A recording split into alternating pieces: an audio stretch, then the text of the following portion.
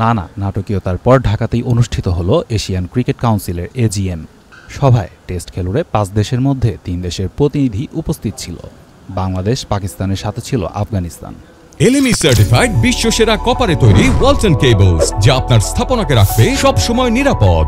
গেল 24 জুলাই রাজধানীর একটি 5 তারকা হোটেলে শেষ হয় এজিএম। সভা শেষে হয় আনুষ্ঠানিক ফটো সেশন। এরপর গণমাধ্যমের মুখোমুখি হন সবাই। এসিসি চেয়ারম্যান মহসিন রাজা নকভী বলেন, সফলভাবে আমরা এসিসির এজিএম আয়োজন করেছি। 25টি সদস্য দেশই সভায় যুক্ত হয়েছিল। First of all, alhamdulillah, the AGM meeting went very well. We have 25 members in ACC. All 25 members participated in this meeting.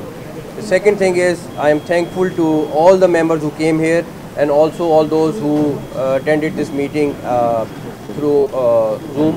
গুঞ্জন ছিল এই সভা থেকেই ঘোষণা আসবে আসন্ন এশিয়া কাপ টি20-র। তবে এই বিষয়ে কিছু জানাননি এসিসির সভাপতি। That will also be announced soon.